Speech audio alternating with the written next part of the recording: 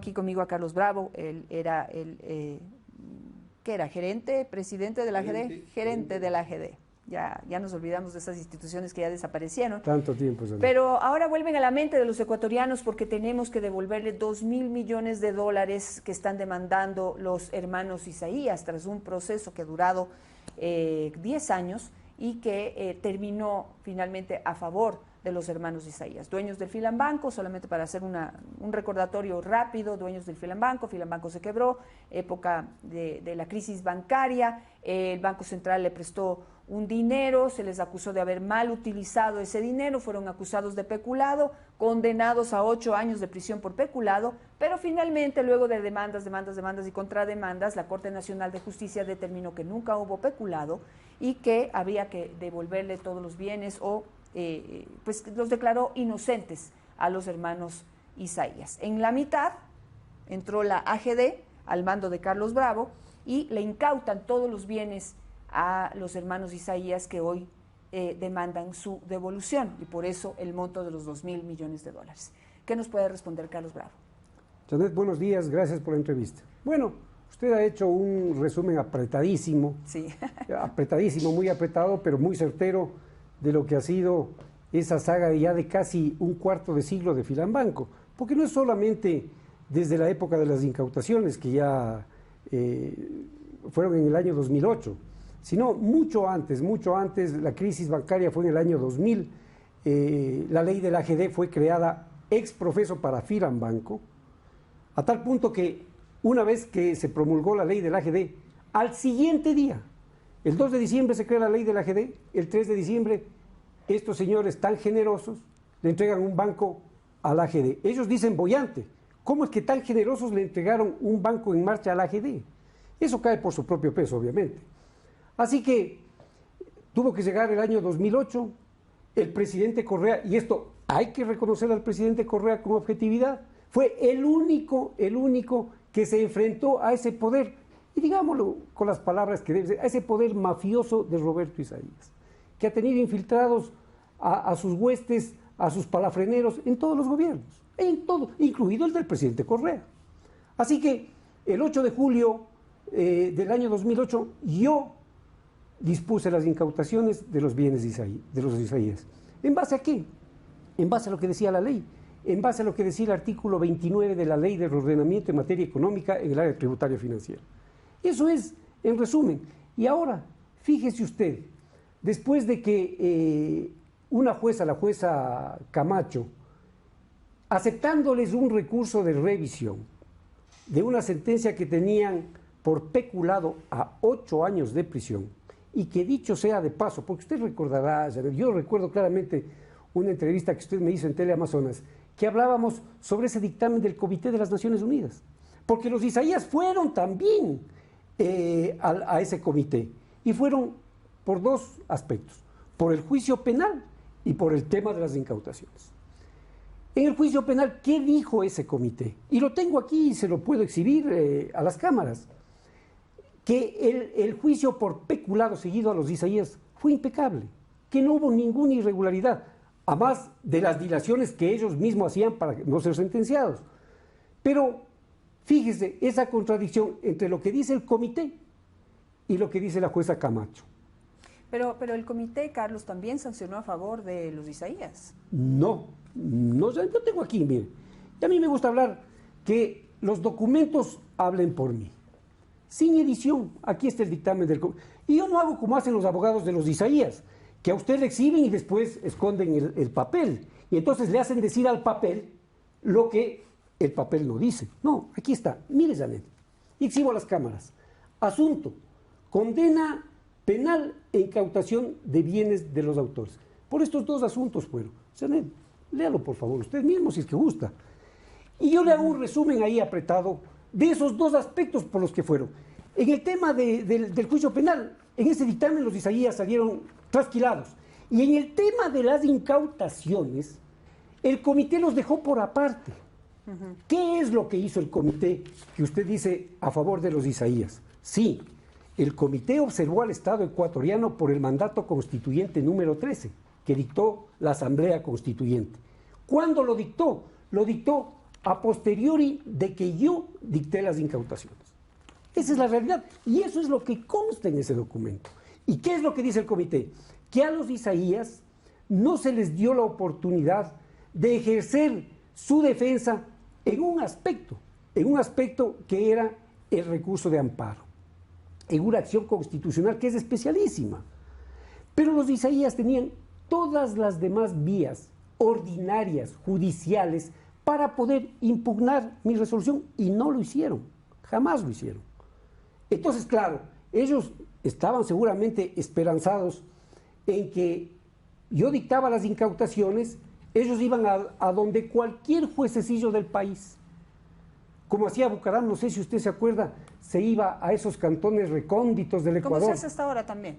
Sí. ¿Y cómo se hace hasta ahora en esta justicia que no cambia y que es el acabose de este país? Carlos, pero a ver, para ir al grano, hay un cuestionamiento que se hace al inicio de todo el proceso de incautaciones. Correcto. ¿Sí? Y es el documento que le autoriza a usted para poder ordenar esas incautaciones. Supuestamente había un directorio en la AGD, ¿sí? Pero en ese directorio se convocó en un inicio para nombrarlo a usted como gerente de la AGD y para que usted pueda proceder con esa orden de incautaciones. Sin embargo, en la mitad y quién sabe a qué horas, se cambia ese documento y lo que se autoriza es que el directorio le da la luz verde a usted para que pueda hacer las incautaciones. Ese documento no fue firmado por el ministro de Finanzas de ese entonces, que era el señor Fausto Ortiz, y que pues posteriormente explicó muy bien qué fue lo que pasó. Es decir, ese cambio en el documento ya realmente pues hace que el proceso desde un inicio no sea el correcto. A ver, Janet, no, yo le voy a aclarar y le voy a aclarar de una manera evidente, si usted quiere.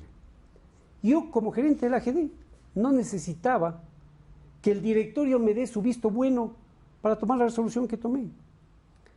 Y usted se refiere a Fausto Ortiz, al que el presidente Lazo lo llama mediocre, yo lo llamo cobarde, porque han pasado tantos años y no ha demostrado lo que dice, pues. Usted, que Ortiz exhiba algo. Bueno, dice que tiene el documento, Carlos. Pero dice que tiene, pero no lo exhibe. Es lo que yo le acabé de decir hace un momento. Es la misma táctica de los abogados de los Isaías. Pero entonces, ¿por qué no firmó el documento? ¿Qué documento? Si el único documento que tenía que firmar Ortiz fuera el de mi nombramiento. ¿Y por qué como presidente del directorio de la AGD? Y ese documento está firmado. Ese documento está firmado, pero hay un segundo documento. No hay ningún hay un segundo documento en donde dice y se aclara que él no quiso firmar ese documento. No. Yo le cuento lo que pasó esa noche, Janet. Esa noche el presidente de la República convocó en el Palacio de Carondelet a todas las autoridades del país, absolutamente a todas. ¿Para qué? Para conocer mi resolución del AGD. Y estuvo Ortiz ahí.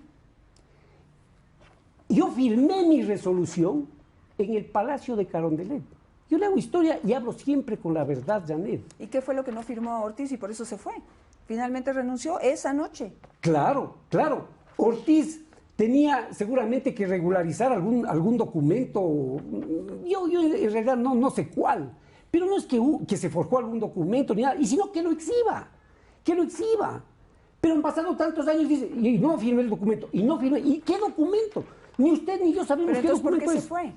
Se fue por cobarde, pues. Y porque era uno de los palafreneros de los Isaías. ¿Por qué? Porque no estaba de acuerdo con las incautaciones. Así de claro. Ortiz no estaba de acuerdo con las incautaciones. Claro, ¿cómo iba a estar de acuerdo con las incautaciones de los Isaías? Si es otro de los tantos, no me atrevo a decir asalariado él, pero tantos asalariados que tienen los Isaías e infiltrados en los gobiernos. Perfecto, pasemos a otro punto por el tiempo. En un principio se estimó que los bienes que habían que incautar y que se incautaron finalmente ascendían a 663 millones 654.5. Pero en una segunda instancia se hace un nuevo cálculo y se dice que esos bienes ascendían a 1.500 millones de dólares. No, Janet, no conozco eso. Yo me refiero siempre a documentos y me baso en los documentos, me baso en hechos, no en lo que se dice. Eso es lo que dicen los Isaías ahora. A ver, le voy a ser más precisa. Se estimaba que las pérdidas que había que recuperar y para eso se incautaron los bienes de Filambanco, ascendían a 661.5 millones de dólares, en base a un informe de la consultora Deloitte & Touche. Y luego viene la UGDEP y estableció que los bienes que fueron incautados ascendían a un valor de 1.088 millones, es decir, se incautó más de lo que el banco debía, y luego viene un perito que hace un nuevo cálculo. Un síndico de quiebras estableció que los bienes incautados por el Estado de los hermanos Isaías sumaron 1.548.8 millones de dólares. Entonces, para empezar, o sea, si las pérdidas de Filambanco eran de 600 y pico millones de dólares, ¿por qué se incautaron bienes por 1.000 millones? No, Janet. Yendo a los primeros valores. Estimada Janet, usted está leyendo lo que dice ese mamotreto de demanda falsa de los Isaías, firmada por Ricardo Novoa. Eso es lo que usted está leyendo. Lo que haya hecho la UGD, vea, yo desconozco. Yo le voy a decir lo que yo hice en mi gestión, en el año de gestión que estuve en la AGD, y que empezó con las incautaciones. Efectivamente, el informe de la Deloitte & Touche, que nadie puede negar del prestigio de esa compañía de auditoría, determinó las pérdidas de Filambanco en ese valor, no 651 como usted dice, sino 654.5 millones de dólares, me acuerdo de memoria. En base a eso se procedió a las incautaciones. Mire, Janet, siempre con documentos, porque así no nos perdemos. Mire, a los 3 meses de mi gestión en la AGD, y vuelvo al tema de su pregunta, porque después salió una cifra de 1.500 y pico de millones que la UGD asoma un síndico de quiebra puesto por los Isaías, en ese juicio de insolvencia que la UGD o no sé qué entidad del Estado les interpuso en contra de los Isaías. Y yo he sostenido que los Isaías efectivamente no son insolventes económicamente, no son, pues. Eso es una tontería, son insolventes morales. Eso es otra cosa. Pero bueno, vamos a esto. Las pérdidas eran de 654 millones. ¿Y usted incauta bienes que valían cuánto? Menos. Aproximadamente 400 millones de dólares. Aquí están. Pero mire, ¿quién puso esos valores? Exhibo a las cámaras y para que usted vea. Aquí hay empresas que fueron contratadas en mi gestión y que determinaron, por ejemplo, el ingenio EQ2, ¿en cuánto está valorado? 238.571.551.6, con documentos. Claro, pero ahí solamente en un bien usted ya tiene la tercera parte de lo que tenía que incautar. En un bien, claro, pero es que también se incautaron, y esta es la verdad, compañías que estaban quebradas. Otros, los medios de comunicación tan cacareados, TC Televisión, Cablevisión, América Visión, 62.700.851.53. Exhibo a la cámara. Aquí está, Janet. Entonces, mire, y esto es importante, la fecha. Guayaquil, 13 de octubre del 2008. La incautación la hice en julio. ¿Pero usted cuántos bienes incautó? Agosto, septiembre, octubre. Cerca de 195 empresas. Pero había empresas de papel también. ¿Tenía la Hacienda La Merced o la Mercedes? No, eso es del tema Novoa, me parece. No, claro. Aquí están todos los bienes. La Mercedes era de los Isaías. No, vean, no recuerdo. Esa era una hacienda absolutamente productiva, la acabaron. Pero qué más, y eso no le discuto. Y que respondan quiénes la acabaron. ¿Y quiénes fueron? Seguramente los administradores del AGD que se quedaron y se quedaron después de que yo salí del AGD, pues. Ahí hay un delincuente que ahora ya le tienen como testigo que se llama Pedro Delgado Campaña. Claro, y por supuesto que tienen que responder, Janet. Que las empresas que se incautaron se hayan deteriorado. Sí, pues, que responda quiénes las deterioraron. Así de claro, pero hay que separar las cosas, Janet. Claro, pero bueno, ahora finalmente la Corte Nacional de Justicia determina la inocencia de los Isaías y ahora hay que devolverles lo que se les quitó. Vea, y no solo eso. A mí me preocupa, por ejemplo, las declaraciones de ayer del presidente Lasso. El presidente Lasso dice que defiende el interés público y a la par inserta en su declaración de que las incautaciones, da la idea de que las incautaciones fueron mal hechas, que los bienes fueron mal administrados, puede ser verdad, que algunos han desaparecido, si es que eso es verdad. El presidente Lasso, ¿qué espera para instruir y que se inicien los juicios penales, las acciones que correspondan? Pero él ya lleva casi un año en el poder. En el gobierno de Lenín Moreno tampoco se vendieron los bienes. ¿Cómo los administraron ese gobierno? Nadie dice nada. ¿Qué van a vender si ya no valen nada? Es posible que no valgan nada, pero que respondan entonces quienes deterioraron esos bienes, Janet. Claro, pero en este momento no solamente se está cuestionando ese deterioro de los bienes, sino que hubo una incautación incorrecta. No, es que la incautación no es incorrecta. Pero es que ya eso es lo que dice la Corte Nacional de Justicia, ya más allá de lo que digamos usted y yo, eso es lo que dice la Corte Nacional. Pero la Corte Nacional, ¿en qué momento ha dicho que la incautación fue incorrecta? ¿En qué momento? El momento en que está diciendo que no hubo peculado, por ende no debió haber incautaciones. Janet, son dos cosas distintas. Le estoy entregando el documento, por favor. Los Isaías, mire cómo se paran en el comité. El uno es el juicio penal y el otro es el tema de las incautaciones. Son dos cosas distintas. La incautación es un acto administrativo, por favor. El juicio penal es un juicio por peculado, no tiene nada que ver lo uno con lo otro. Pero ahorita, lo que pasa es que ellos son expertos en mezclar las cosas. Ya, pero es que no están hablando de lo que hizo las Naciones Unidas en este caso, sino lo que hizo la Corte Nacional de Justicia. Claro, la Corte Nacional de Justicia dice penal. que no hubo peculado. No hubo peculado. El peculado es lo que le dio a usted paso para hacer las incautaciones. No, mi estimada Janet, mire, permítame para ganar claridad. Voy a leerle, son 5 líneas apenas, permítame leerle. Artículo 29 de la Ley de Ordenamiento en Materia Económica en el área tributario financiero. Es lo que se conocía como Ley del AGD. En aquellos casos en que los administradores hayan declarado patrimonios técnicos irreales, hayan alterado las cifras de sus balances o cobrado tasas de interés sobre interés, garantizarán con su patrimonio personal los depósitos de la institución financiera. Y esto es lo importante, Janet. Póngame atención, por favor. Y la Agencia de Garantía de Depósitos podrá incautar aquellos bienes que son de público conocimiento de propiedad de estos accionistas y transferirlos a un fideicomiso en garantía mientras se prueba su real propiedad, en cuyo caso pasarán a ser recursos de la Agencia de Garantía de Depósitos y durante este periodo se dispondrá su prohibición de enajenar. Esto es lo que yo hice, lo que la ley me mandaba que haga. No tiene nada que ver con el juicio penal, Janet. Por favor, usted es una periodista seria, no abonemos con la confusión que quieren hacer los Isaías y que siempre han querido hacer con este tema. Eso es todo. Vamos a los documentos, vamos a lo que dice la ley. La Corte Nacional y la jueza Camacho jamás se ha pronunciado sobre las incautaciones. Es más, en esa írrita resolución en el recurso de revisión, dice expresamente que los Isaías han cometido otros delitos, que no son el de peculado, claro, ¿no?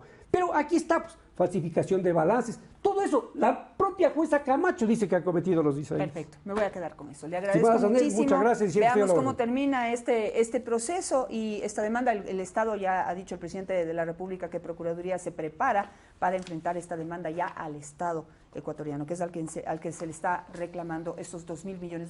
También se ha dicho que hay una apertura a una mediación y que podrían recibir como parte de pago algunos de los bienes que hoy ya están acabados. Así que veamos qué es lo que pasa. Le agradezco mucho, Carlos, por estar esta mañana con nosotros. Y bueno, si es que como vaya continuando esta discusión, pues ojalá lo podamos volver a convocar. Con una visionaria como usted, encantado de estar siempre. Gracias, Carlos.